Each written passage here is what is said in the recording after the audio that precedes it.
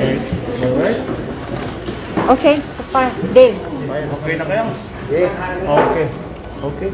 Sir, you were here sa Capitol with the governor. What was discussed? Well, as a former governor myself, I'm always watching to see what my fellow governors are doing. And I came, one of the things that we talked about, I was congratulating her for being such a good and strong LGU leader. And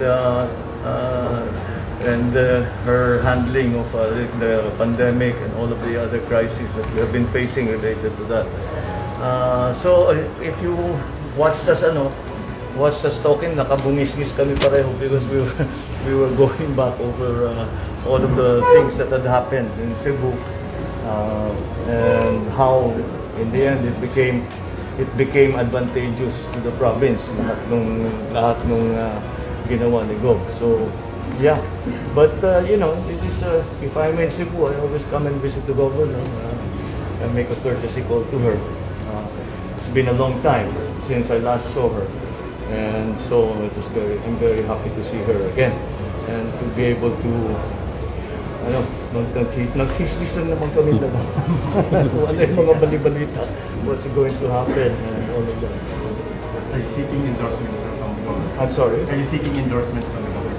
I'm seeking endorsement for everyone, and an endorsement for Governor Gwen is going to be for a presidential candidate. This is Cebu, so it's very, very important because Cebu is very much a leader in terms of opinion generation in this part of the country.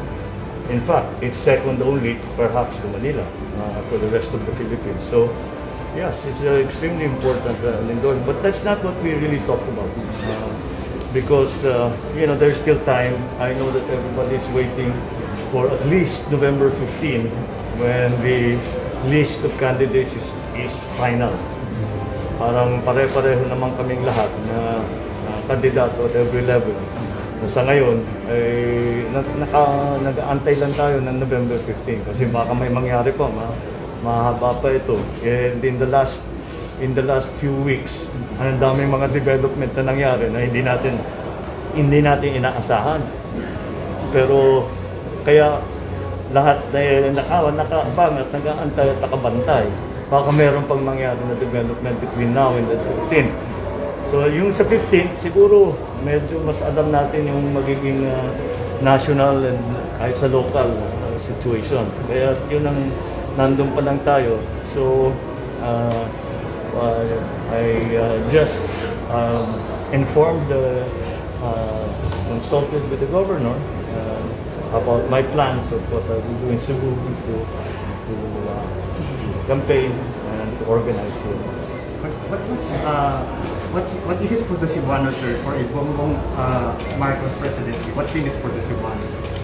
Well, because if you remember, one of the main drivers of progress in the economy here was the development of the port by my father, and I think we can continue that.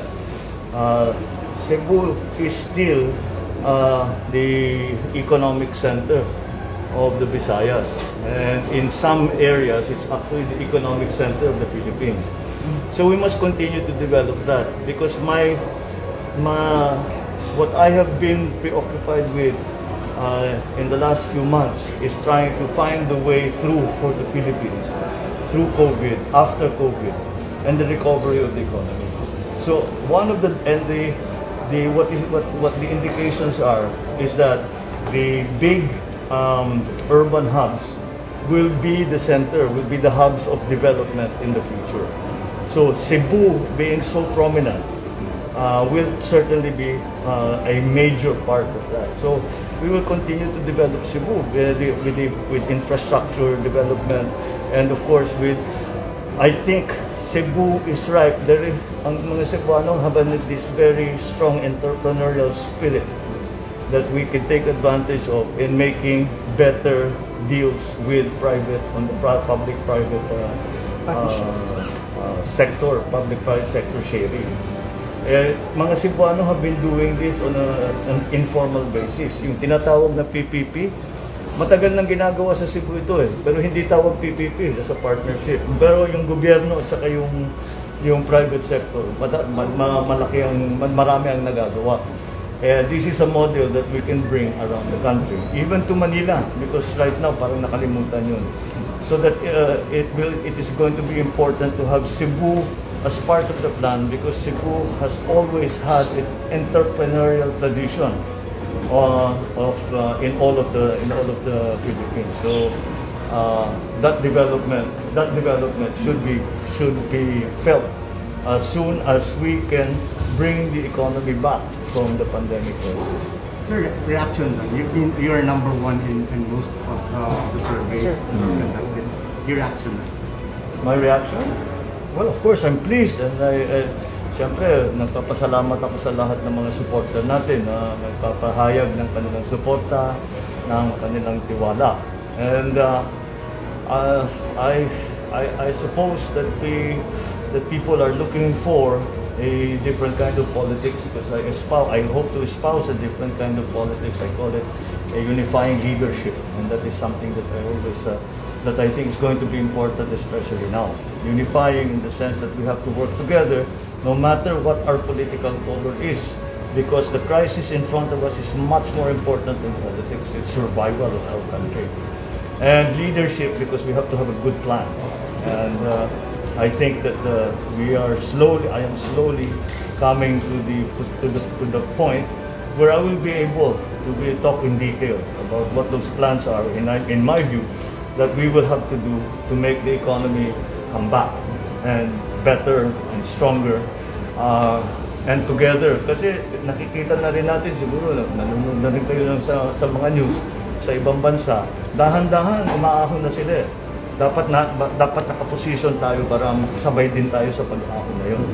And that's what I'm preoccupied with, and that's what I think is how Cebu can play a very important role in that redevelopment, that recalibration of our economy.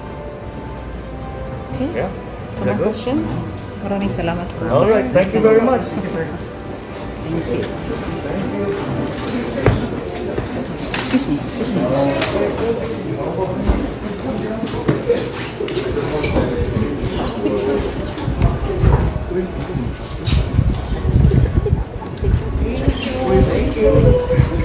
Oh, wala mo ka pangutana, no?